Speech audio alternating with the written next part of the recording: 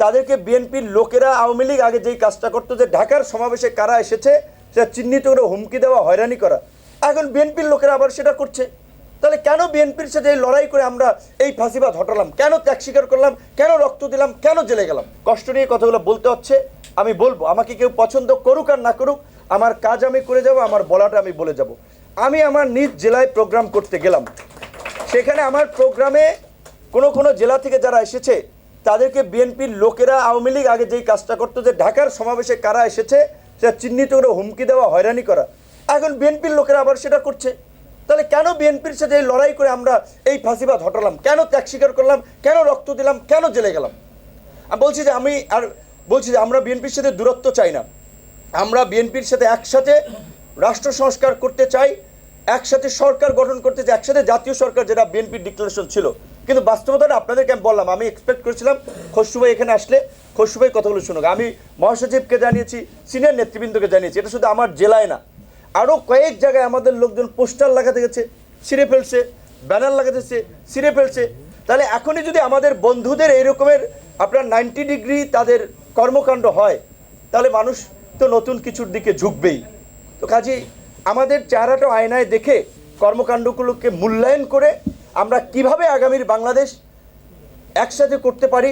মান্না ভাইয়ের মতো নেতা কিংবা আরও এখানে যারাই সুব্রতদা বলেন, জামাল আদার বলেন, তাদের শেষ বয়সেও তারা তো শক্তভাবে এই সংগ্রাম করেছেন। শত চাপ, প্রতিকূলতা, কোনো দিকে তো তারা কখনোই চিন্তা করেন নাই।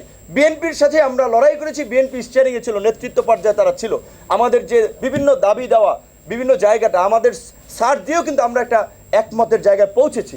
সেখানে বিএনপির নেতৃবৃন্দকে আমার মনে হয় এটা উপলব্ধি করতে হবে এবং এটা বোঝা দরকার।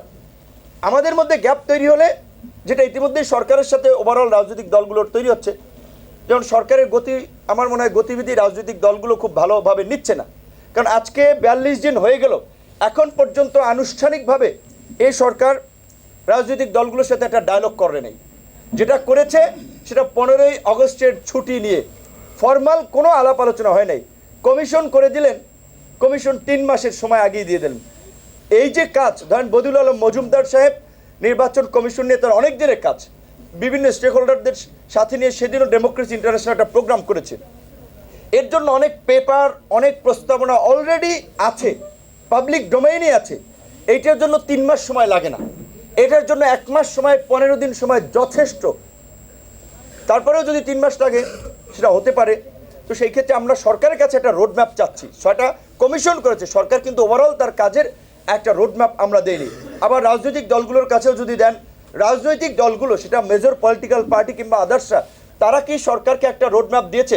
আমরা এই রাষ্ট্র সংস্কার রোডম্যাপ দিলাম, কিংবা এই ইন্টারিম গভর্নমেন্টের কাছে আমরা এই সংস্কারটা চাই, সেইটা এতদিনের মধ্যে।